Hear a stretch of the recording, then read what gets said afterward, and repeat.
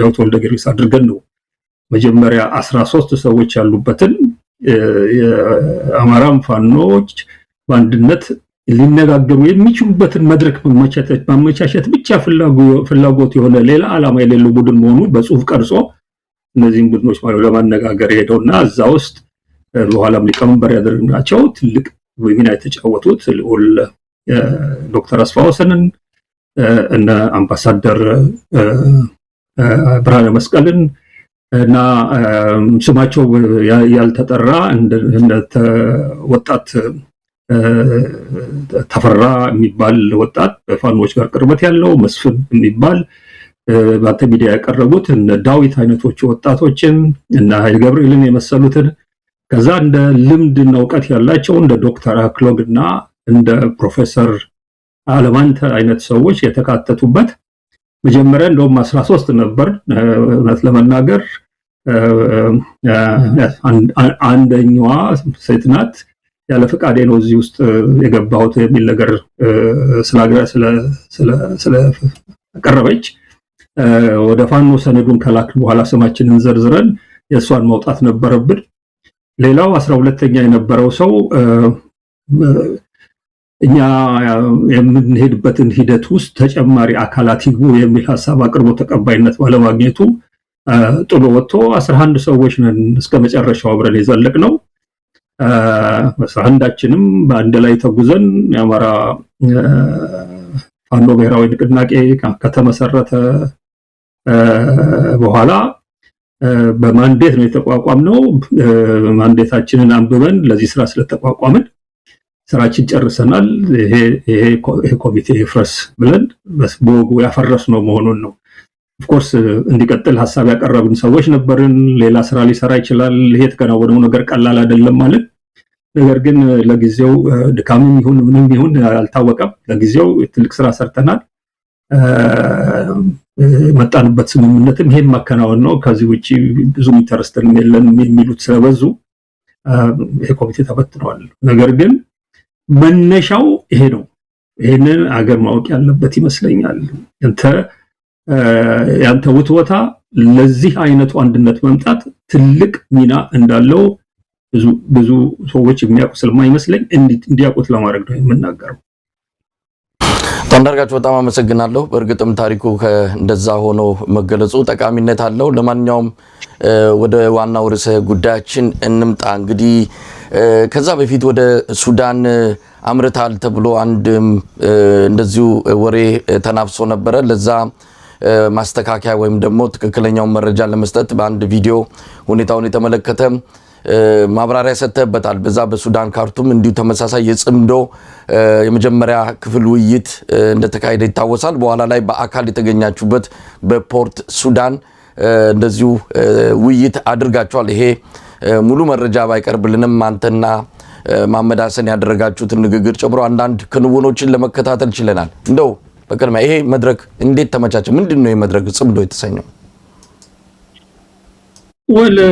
እንግዲህ ምንድነው እንዳልከው መጀመሪያ ይሄ ጽምዶ የሚባለውን ሐሳብ ወደኔ ያመጡት በለንደን የሚገኘው የኤርትራ ኤምባሲ ነው በለንደን የሚገኘው የኤርትራ ኤምባሲ ጥያቄውን ያቀረበው ከራሱ ተነስቶ ሳይሆን ይሄ ጽምዶ የሚባለውን ሐሳብ ያፈለቁትና በተግባርም እየተረጎሙት ያሉ በኤርትራና በኢትዮጵያ ቦርደር ላይ የሚገኙትን ትግራይና የኤርትራ ማህበረሰቦች ይሄ ጦርነቱ ቀስቅሶት የነበረውን ቁርሾ ወደ ጎን አድርገው አሁንም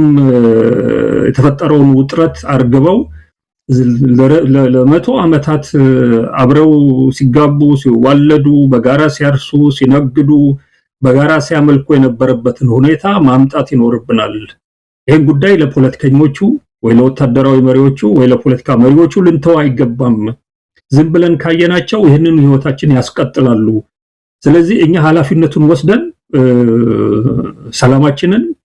ትብብራችንን በጋራ ህይወታችንን መንገፋት የምንችልበትን ሁኔታ እንፍጠር ብለው የጀመሩት እንቅስቃሴ ከአንድ ቦታ ጀምሮ ኢትዮጵያና ኤርትራን ቦርደር ተከትሎ የትግራይና የኤርትራ ማህበረሰብ በሚኖርባቸው ከተሞች በሙሉ ሁለቱ ህዝቦች እየተገናኙ ትልቅ በዓል እያደረጉ ለሰላማቸው በጋራ እንደሚቆሙ እዛ ቪዲዮ ላይ ያሳየው እንዳለ ከዛም አልፎ ወጣቶቻቸው እየተውጣጡ የተለያዩ አይነት የስፖርት ውድድሮችን እያደረጉ ሁኔታዎችን በከፍተኛ ደረጃ እየለወጡ ያለበት ሁኔታ ውስጥ ነው የተፈጠረውና ይሄ ሐሳብ ትልቅ ሐሳብ ነው። ከኛ ከድንበር ላይ ካለን ወጣቶች ከህዝብ አልፎ የመላው ኤርትራ የመላው ኢትዮጵያ ህዝብ ከዛም አልፎ የቀጠናው ህዝብ እንዲህ አይነቱ በህዝብ ለህዝብ የሚጀምር የሰላም ጥረት ወሳኝነት ይኖራል ብሎ ካመነና በተግባር ካዋለው ሰላማችን ይሰፍናል የሚል እምነት ስላላቸው ይሄንን እምነት እኛ እንድንረዳ ተረድተንም ፕሮሞት እንድናረገው ነው የተጋበዝነው። ሌላ ምንም ሀተት አልነበረውም ያለውና መጀመሪያውም ላይ የተጋበዝኩት እንድናገር ነው። በሁለተኛው ላይ ደግሞ በአካል ተገኝታችሁ እዚሁ ያለው ማህበረሰብ ጋራ እኛ የምናቀርበውንም ነገር አይታችሁ ያዘጋጁትን ቪዲዮ ነው ይሄ አሁን ያስቀረብከው እዛ ላይ ያሳዩልን አይታችሁ ከሌሎችም ድርጅቶች ጋር ተነጋግራችሁ ይሄንን የጽምዶ ሐሳብ ከህዝብ ወደ ፖለቲካ ልሂቃኑ ወደ ኤርትራና ወደ ኢትዮጵያ ፖለቲካ ልሂቃን ከዛም አልፎ በሂደት ወደ ምስራቅ አፍሪካ አገሮች ልሂቃን እንዲገባና የምስራቅ አፍሪካ ሀገሮች ህዝቦች የገዛ ሰላማቸውን በራሳቸው እጅ በፖለቲካ ሊቃኑና ወታደራዊ ኃይሉ ብቻ መተው ሳይሆን እኛም ያገባናል ብለው በሰላም ውስጥ የባለቤትነት ሚና እንዲኖራቸው የሚያደርግ እንቅስቃሴ እንዲስፋፋ ነው እንግዲህ የተጋበዝነው። ይሄ ነው ለዚህ ነው ሌላ ምንም ዓላማ የለውም። የተለያዩ ድርጅቶች ተወካዮች በተለያዩ ድርጅቶች ይህንን ሐሳብ እንዲቀበሉና እንዲያስተጋቡ ነው የጠሩት። እንደኔና እንደ ፕሮፌሰር መሐመድ ሐሰን አይነቶቹን በግል ነው የጋበዙን። ይህን ነገር በማምራራት በመግለጽ በተለያዩ ሚዲያዎች ላይም በመቅረብ ማስረዳትም ስናስረዳም የመደመጥ ዕድል ያላችሁ ሰዎች ናችሁ በሚል ነው የተጋበዝነው። ድርጅት ወክለን አይደለም የተጋበዝነው። ፕሮፌሰር መሐመድ ሐሰን እንደ ኢትዮጵያዊ ሶማሌ ነው የቀረበው። በኢትዮጵያዊነቴ በአማራነቴ የተናገርኩበት ሁኔታ ነው ያለው። በተረፈ ምን ድርጅት ማንንም አካል ወክለን አይደለም ለና ፕሮፌሰር መሐመድ ሐሰን የተገኘ ነው። አቶ አንዳርጋቸው እንግዲህ ብዙ ጥያቄዎች አሉን። ያው በብልጽግና መንደር የፈጠረው ትርምስ እንዳለ ሆኖ ነገር ግን የኢትዮጵያ ድል ዕጣ ፈንታ ኢትዮጵያ የከረመችበት ቀውስና መከራ በዚህ ውስጥ ሚናቸው ከፍተኛ ሆኖ የሚጠቀሱ አካላትን እያሰብን ይሄ ጽምዶ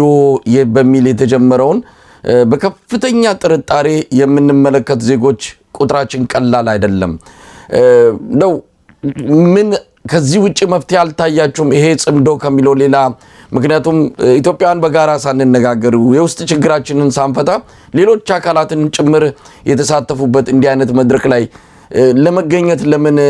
ተፈለገ? እንደው ከፈረሱ ጋሪው አልቀደመም ወይ? መጀመሪያ ኢትዮጵያን የፖለቲካ ኃይሎች መች ተገናኙ፣ መች ታወሩ፣ መች የራሳቸውን ጥምዶ ፈጠሩና ነው ሌሎች አካላትንም ያሳተፈ መድረክ ላይ መፍትሄ ይገኛል ብላችሁ ሄዳችሁት?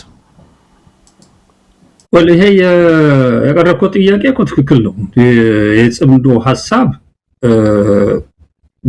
በተለያዩ የፖለቲካ ድርጅቶች መካከል በተለያዩ ሀገሮች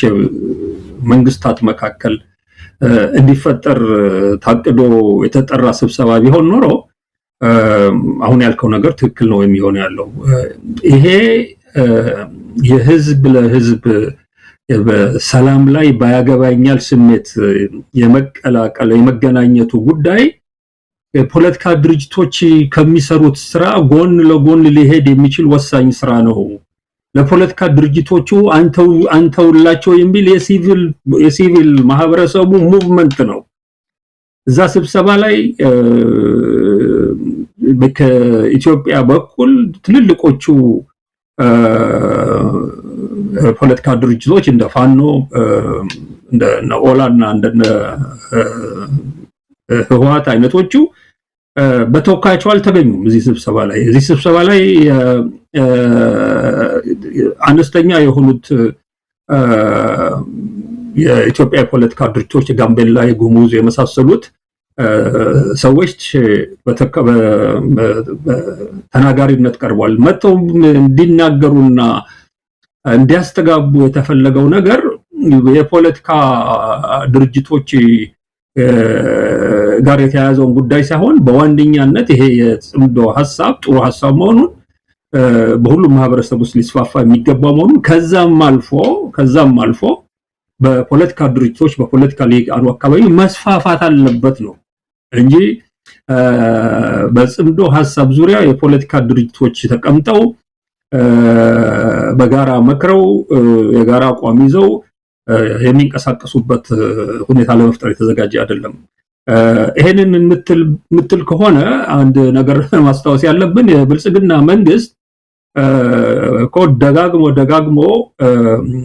የህዝብ ለህዝብ የሚደረገውን ያውን እኛ ሄድንበትን አይነት ጽምዶ የሚባለውን ነገር እኮ አይደለም ሲያወራ የነበረው። የኤርትራ መንግስት ህወሓት ከላይ ፋኖ፣ ኦላ፣ ሌሎችም የኢትዮጵያ መንግስትን የሚቃወሙ ድርጅቶች በአንድ ላይ ተባብረው ጽምዶ በሚባል ነገር ሊወጉኝ ነው የሚል ነገር ነው የሚያቀርበው ያለው እና ቅድም ያነሳው ምንድነው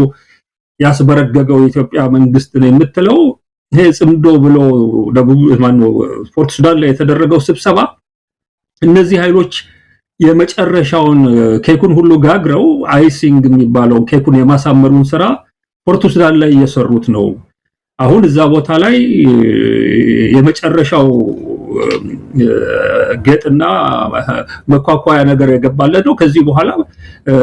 እነ ሱዳንን ጨምሮ ሌሎችም እንግዲህ በየቦታው የተነኮሳቸውን ሀገራት በዙሪያው በተለያየ መንገድ ህልውናቸውን ለማናጋት ሙከራ የሚያደርገው ሶማሌንም ሌሎችን አቃጥቶ ሊዘምቱብኝ ነው የሚል አይነት ፍራቻ ውስጥ ስለገባ ነው። ያ ስብሰባ ግን እንደነገርኩ እንዲህ አይነት ኃይሎች የተሰበሰቡበት የሱዳን በኩል የፖርት ሱዳን የከተማው ከንቲባ በዓሉ በከተማው ስለተደረገ እንኳን መጣችሁ የሚል ንግግር ከማድረግ ውጪ የሱዳን መንግስት አቋም ጽምዶ በተመለከተ የሚገልጽበትን መድረክ የለውም፣ አልተሰጠውም ነበር። ከኢትዮጵያ ውጪ እና ከኤርትራ ውጪ በርካታ ኢትዮጵያ ሊሰበሰቡ ሊገናኙ የሚችሉበት ቦታ ማህበረሰቡ እንደ ማህበረሰብ በቅርቡ የሚገኝበት ፖርት ሱዳን ነው ብለው ስላመኑ ፖርት ሱዳን ላይ ያደረጉት እንጂ የፖለቲካ ድርጅቶች ስብሰባ አይደለም። ወደ ፖለቲካ ድርጅቶች ስትመጣ